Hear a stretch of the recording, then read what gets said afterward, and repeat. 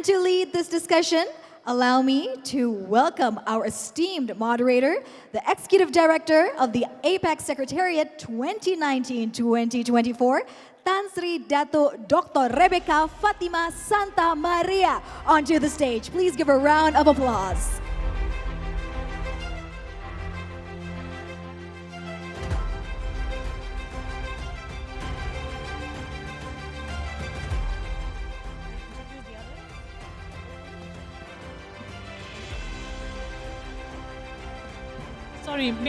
Thank you very much to the organizers for having us here. I'd like to invite the members of the panel to please come on stage. We have with us Governor Marjorie from the Philippine Board of Investment.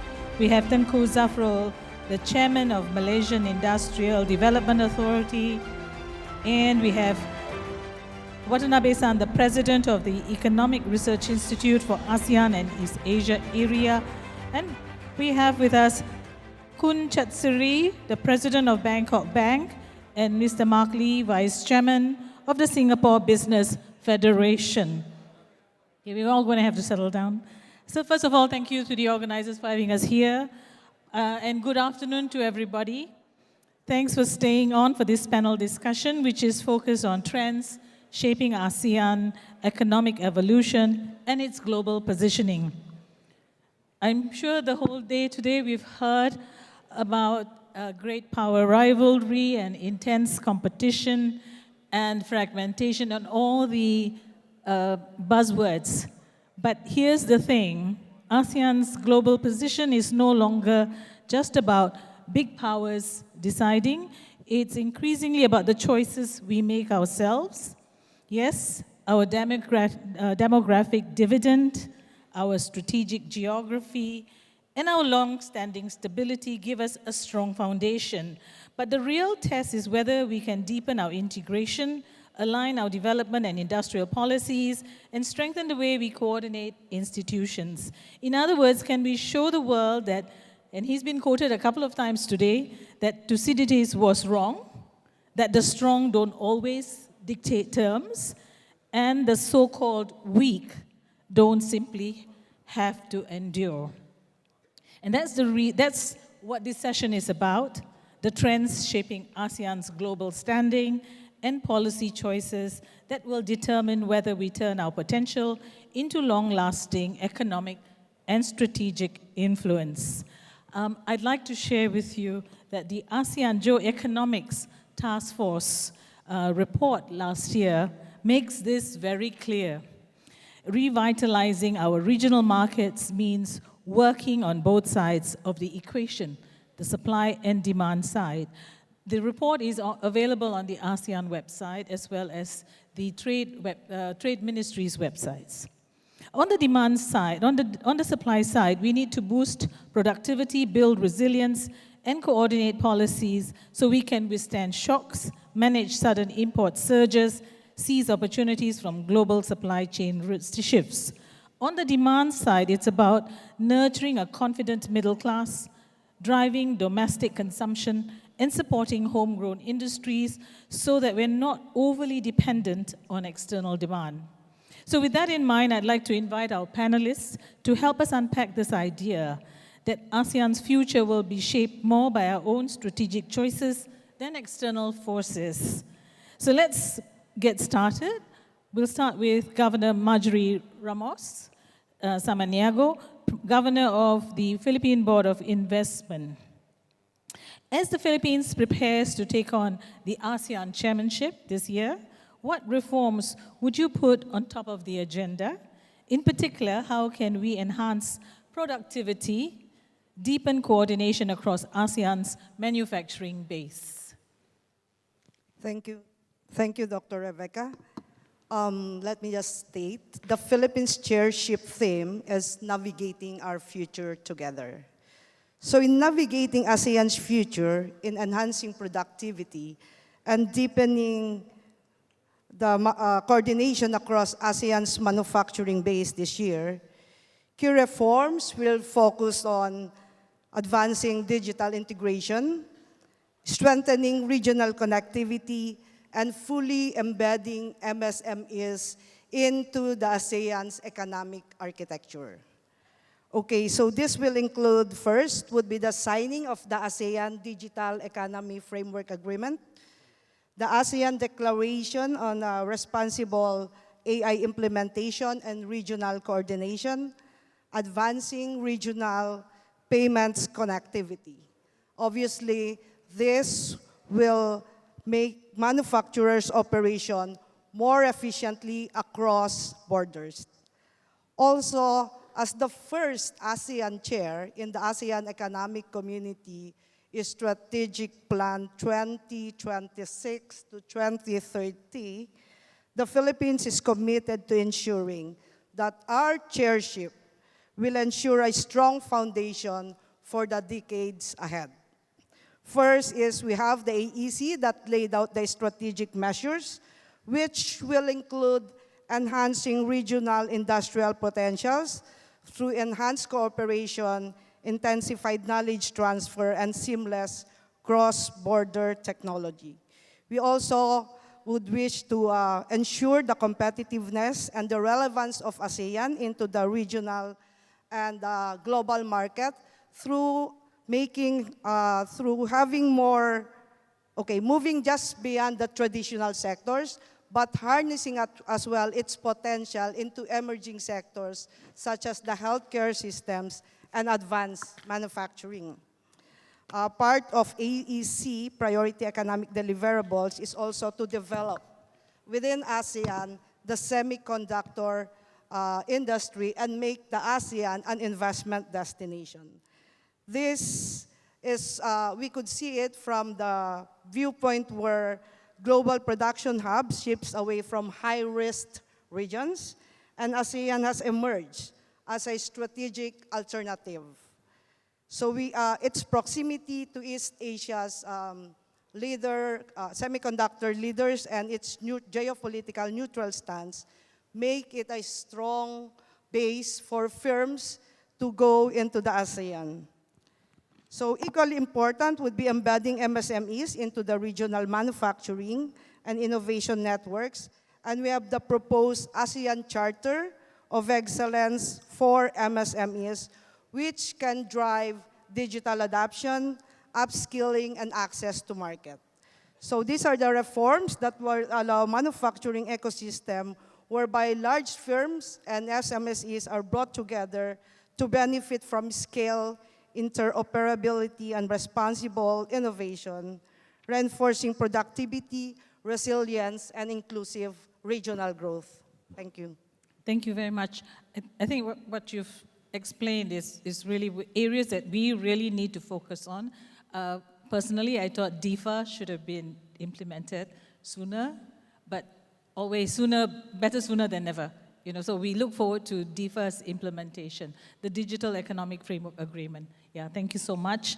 And I also am very pleased to hear about the MSME work that's being done. On that score, can we ask, building on the perspective of reforms and the implementation under the Philippines' priorities this year, we now turn to Malaysia to see what we've done. ASEAN has long been seen as a strong manufacturing hub. Tengku Zafrul, but what comes next? I know some of it has been explained by Governor Marjorie, but how do we build those supply chains that are more integrated within the region itself? And crucially, are member economies doing enough to translate regional agreements into tangible improvements? Whether it's industrial upgrading or supply chain resilience. It's always been said that ASEAN has wonderful blueprints and plans and strategic plans, but with the implementation, I think is always a question. Well, thank you much, Rebecca. Well, first of all, I think we need to understand the landscape, the backdrop of what countries and, of course, many companies here are facing. People are now questioning the global economic order. People are questioning whether the multilateral rule-based trading system works. And that will link to some of the things that we are going to discuss on supply chain, on investments. And of course, for MIDA, we'll also look at investment coming into the country and how the spillover can mean something to the people of Malaysia, to the SMEs that are connected to that supply chain. So for me, when we look at what's happening globally, we now don't take for granted anymore the issue of predictability, right? I think, in fact, when I talk to some companies and they are in this room, incentives are important, but predictability now is even more important than incentive. So for us, we need to know how to respond, right?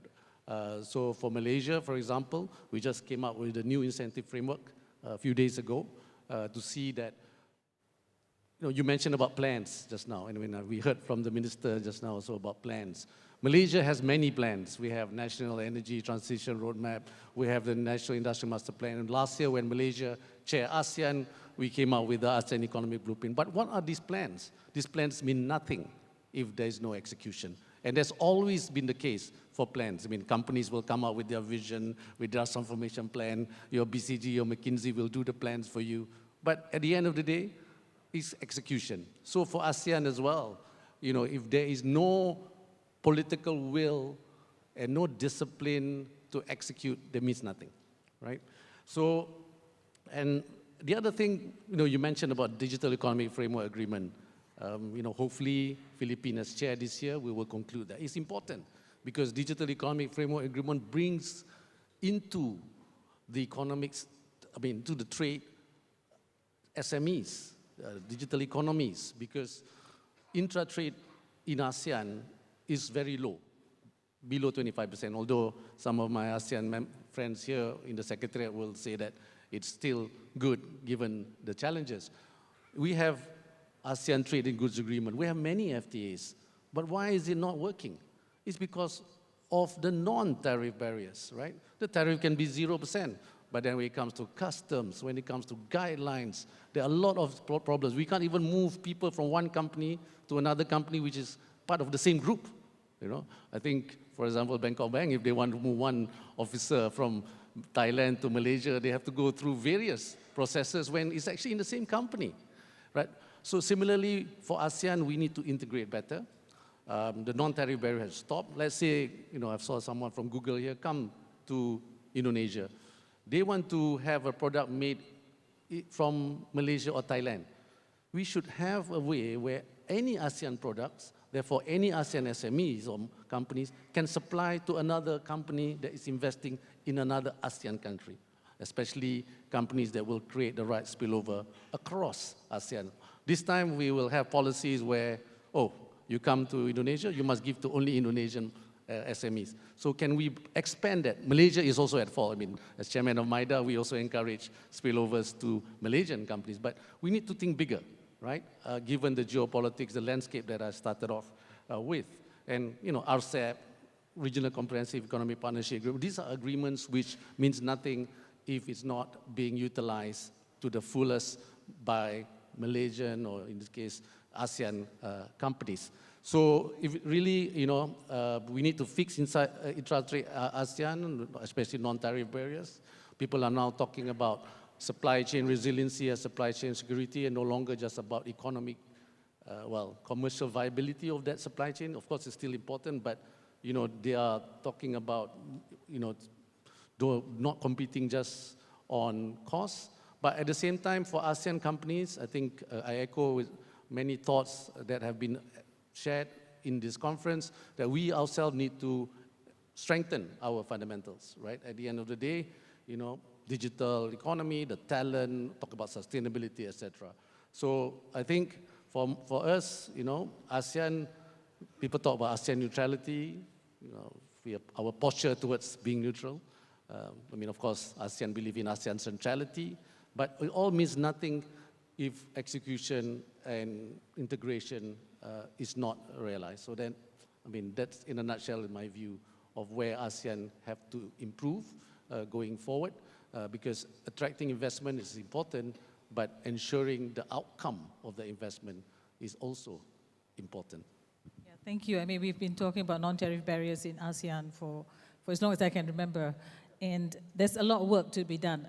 I'm sure that our officers and our working with the private sector will really help us there. But equally important when you're talking of non-tariff barriers and when you're looking at supply chains and issues around expanding trade, inter-ASEAN trade or inter-ASEAN investment, I think what we really need is data and the research that we need to do more of in these areas so that we can then highlight areas, the gaps that we need to work on. And I think this is where, Watanabe-san, the work of area comes to play, talking about it's so easy to say that we need to integrate supply chains, but what research is being done to help us understand those gaps so that we can then, as policymakers, take informed decisions, work with the private sector, work with the researchers on supply chains, for example, so that we can reduce our own vulnerability. Can I pass this on to you now, please? Thank you very much, Rebecca, for the opportunity. Yes, you are right. Mapping of supply chain and identifying choke points. We all need data and analysis and the private sector's input. But if we are talking about the supply chain, if I may have a sort of a wider perspective in this, can I do it now?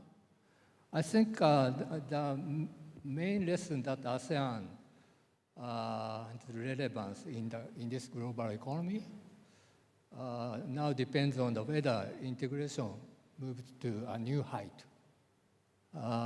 Traditional integration focused mainly on trade liberalization. It's no longer sufficient in an environment where security, technology, and the economy nexus is increasing intertwined, and where tariffs and standards and technology controls and subsidies are used strategically for the geo-economic means. This is now a defining feature of the global system or the new global normal. And what is required is a new phase of ASEAN integration centered on new industrial policy.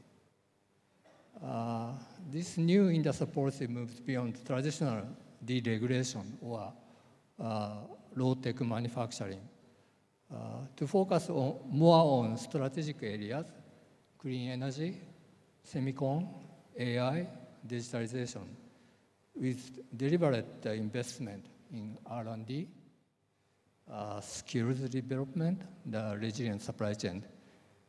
It means collective action on technology development, R&D, human capital, industrial ecosystem, not just market access.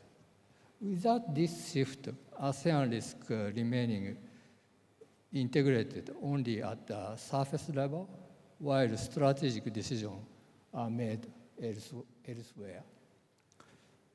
If I can continue just a bit, I would like to highlight a few points in this regard. First, what is new?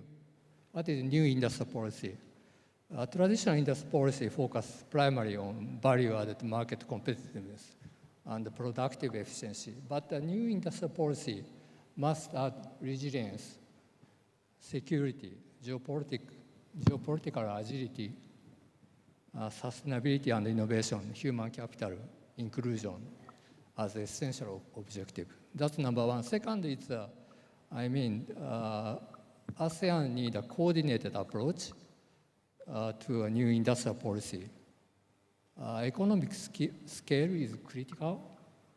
If ASEAN does not act collectively, major superpowers will naturally deal with ASEAN member states one by one. I think ministers have a very tough job, and weakens ASEAN's bargaining power and increase vulnerability to external pressure. Stronger integration allows ASEAN to engage external partners collectively as the fifth largest economy in the world from the position of capability rather than accommodation. And the third one, how do we finance this new industrial policy? I think we need to explore an innovative approach, for example, by mobilizing regional savings or by working with the sovereign wealth fund, Danantara, Temasek, and Kazana, to co-invest priority and regional projects. Finally, industrial policy needs, continuous communication between public sector and private sectors. Not just the government, bureaucrats do, but communication is important. So, sorry, I stop here. Yeah. I'm sorry. Thank you. That was a nice segue into what we have here are the two representatives from the private sector. So the policymakers have spoken, the research folks have spoken about what they consider new industrial policy and some of the issues around the implementation of those policies. Can I hear now from both Kun Chartsiri and Mark? This is where the private sector has a key role in everything that we're going to put in place, whether it's a new industrial policy or new ways of doing business. What structural reforms? I think it all comes down for me, it's how do we make it easier, faster, and cheaper to do business? So what structural reforms and policy changes should ASEAN push forward to demonstrate stronger economic connectivity across the region? What would give businesses confidence in putting their money and effort in the region? Can I start with Kun Chartsiri first and then Mark? Given the uncertainty and the ongoing dispute on the global basis, I think that gives a very good opportunity for ASEAN to attract many of the foreign direct investment into the region. From 20 years ago, the market share of FDI in the ASEAN may be about 5%, and recently has moved up to 20% on the global basis, which is very significant. And these investments flowing into Vietnam, into Indonesia, Malaysia, Thailand, the Philippines, have led to significant changes, and it's an ongoing basis for the next several years to come. New industries moving into the area, and that will eventually lead to significant transformation, not unlike what happened in the late 80s and early 90s that also transformed ASEAN in one matter before the Asian financial crisis.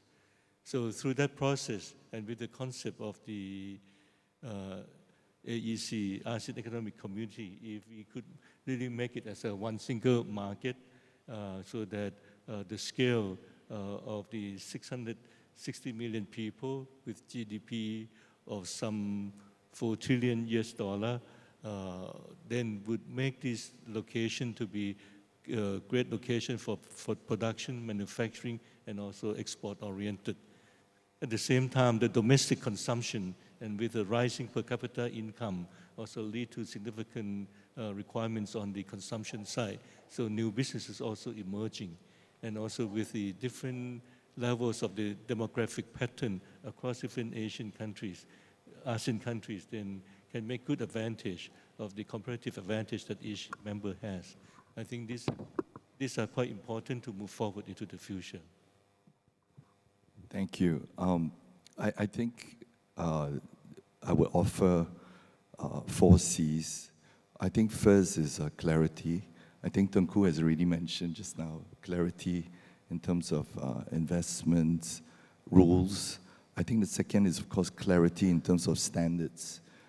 Can there be standardization of technical standards across ASEAN, and clarity into the flow of talent, right? How do we sharpen this? I think the second is connectivity. I think much has been said about digital integration, the need for to double down on DIFA so that we can accelerate digital integration, and of course payment systems as an aftermath of that.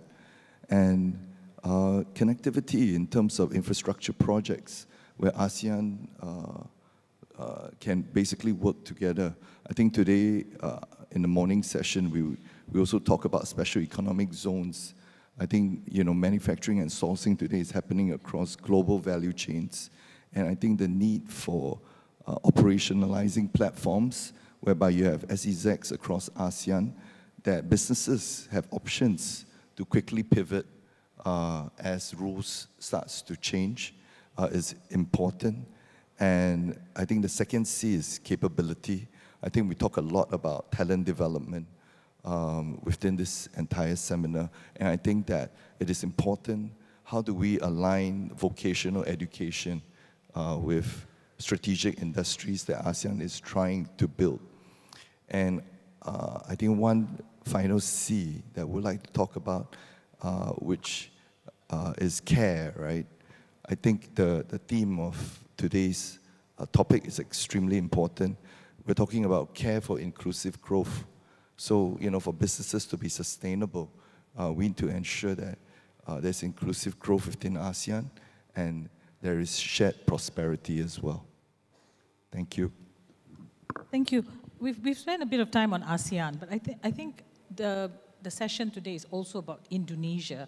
And I'd like to, again, ask, starting with Kun Chartsiri, what are lessons, both you and Singapore, in Thailand and Singapore, what lessons can we share with Indonesia when we're talking of the next level of growth for Indonesia? Because I think that's one of the most important discussions that we will be having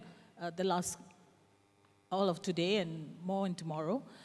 How can we share when we talk co-investing or sharing of knowledge, et cetera, and experiences that we can put forward for our Indonesian colleagues?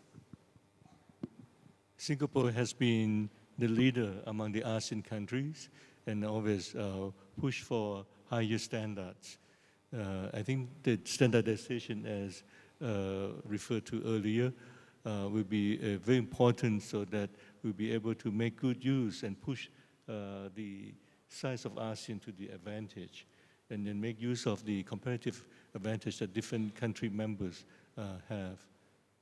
In Thailand, the system is an open system, and there are so many, quite a few manufacturers that have taken place in Thailand, including the automotive industry that has recently been transformed more on the EV basis and is now producing over 400,000 units in the first half of last year. And I think many of the companies in Thailand and also in some other ASEAN countries and in Asia where we operate have great interest into Indonesia because Indonesia has great abundance in natural resources, agriculture as well as mineral resources, large population base of some 280 million people, good demographic pattern with young population, and also good infrastructure and legal framework.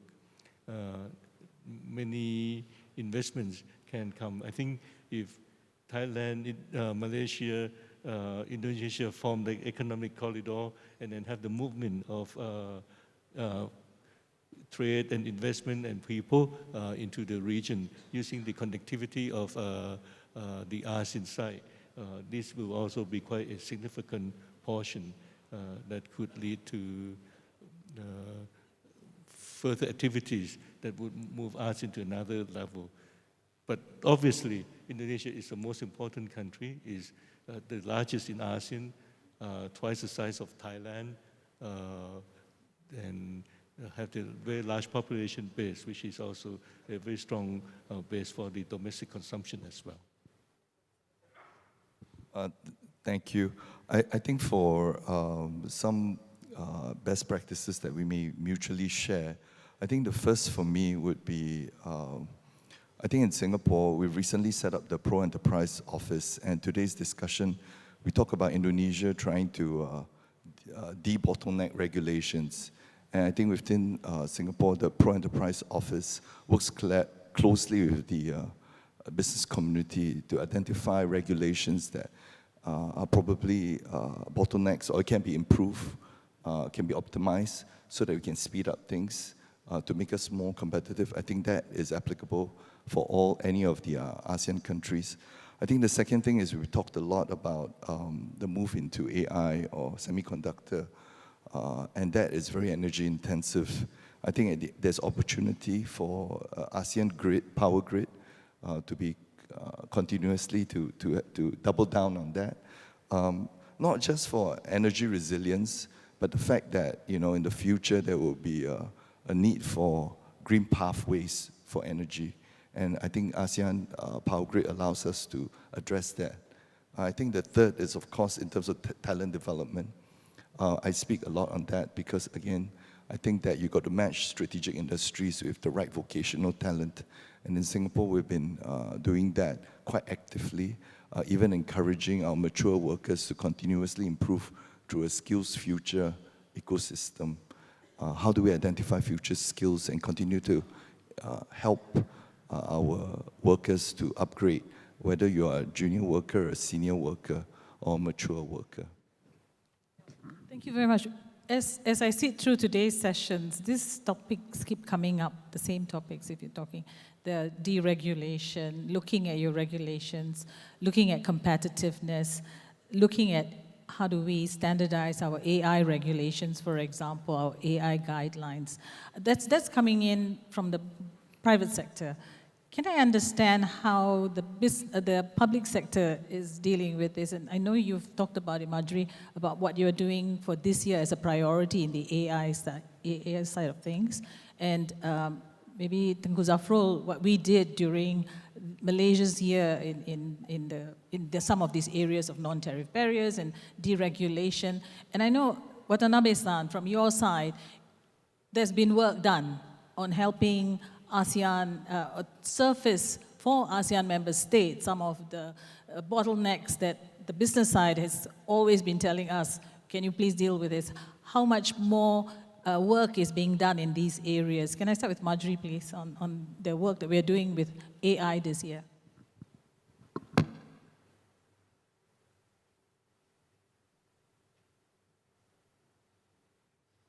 Okay, yeah, thank you. What ASEAN is now doing, ASEAN has grown into a major economic bloc with an economy approaching to the size of that ASEAN. So what we are now doing in terms of strengthening linkages to transition to a more competitive and a more resilient production base. With respect to AI, we are actually looking into the Declaration on Responsible AI Implementation. That's in terms of AI. In terms of integration within the manufacturing, so as stated, we are doing a lot of integration with respect to semicon, for example. I just have to go into a particular specific sector. For semiconductor, for example, we're quite aware that 22% of the GDP within ASEAN is coming from the semicon industry. So we're looking into this sector where we could harness both the ASEAN's geopolitical stance and ASEAN's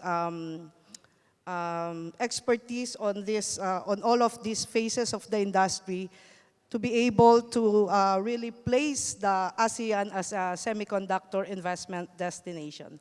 Sorry, Dr. Rebecca, I missed some of the areas, points of questions that you raised. Yeah, no, I think it's all-encompassing, the fact that we are looking this year, in the Philippine year, on looking at responsible AI, for example, and how the work that the private sector is flagging to us. You know, so I hope that given the kinds of concerns that are being raised and the challenges that we're facing this as we're going forward, that some of these conversations will be held during, as part of Philippines' priorities this year. But Tengku Zafrul, I know we went through that last year. Can you please share with us how were the challenges and what can we do this year to make sure that we can bridge those challenges? Yeah. Well, last year it was a challenging year for ASEAN, and looks like it's going to continue to be so, given the global challenges as well. One thing you have to realize that trade and investment policy today is different from yesterday, different from your time, Rebecca. So trade and investment policy today has become deeply intertwined, right, with geopolitics, even domestic politics, as well as industrial policy. That's why I think the theme today is always talking about what's happening geopolitics, global, domestic politics, and also industrial policy. Of course, ASEAN, we don't choose sides, right? But we now need to focus on deeper regional integration and execution. So for me, I think I would like to see three things, right, in ASEAN. Number one, as I mentioned earlier, the execution has to be important. Yes, how do we win the hearts of mind of ASEAN companies and ASEAN people is to show that they benefit, right? The problem today is when people talk about ASEAN, big companies will know, but people on the ground, they say, so what's ASEAN for me, right? What's this ASEAN? The SME, the micro SME. So we need to explain why regional integration will benefit them, will benefit the micro SMEs, how this supply chain will then benefit them, how they can be part of that supply chain. That's number one. And number two, like it or not, ASEAN itself has to play a role connecting ASEAN to the global network. I think that's quite key. And of course, we have RCEP, we have ASEAN plus China, plus all these agreements that we have with other nations. And finally, ASEAN itself needs to strengthen its industries, its people, its technology, its energy, etc. Thank you. Thank you. Watanabe-san, if you have anything to add to this conversation about what more we can do in terms of dealing with all the new challenges that are coming up? I mean, we are talking whether about it's deregulation, whether it's AI guidelines, responsible AI, etc. for this year. Yes, we have been working with the Malaysian chairmanship last year on the AI issues on many fronts. I mean, human capital issues and governance issues. And also, this year, Philippines is having a priority economic deliverable on AI governance. And the governance is especially important for AI to be used for the local community, for the ASEAN, and for the ASEAN member states, and also empowering people here. Not just, I mean, for example, privacy and data, ownership of data. There are many issues relating to the governance. So in this regard, not just speaking about from the top down, but maybe bringing together different stakeholders from the region, business, and academia. Maybe university has a lot of experience there. So then explore best practice, what kind of model to be applied in this region or to specific communities. That type of discussion will be needed, and I hope Philippine chairmanship will lead that kind of discussion. I will be ready to support that. Yeah. Thank you so much. I know that I've been cued that I don't have much time left. We started at a pretty high level that we were going to look at how we will be responding to global crisis. But from what I'm hearing from all of you, actually, it's really getting down to basics.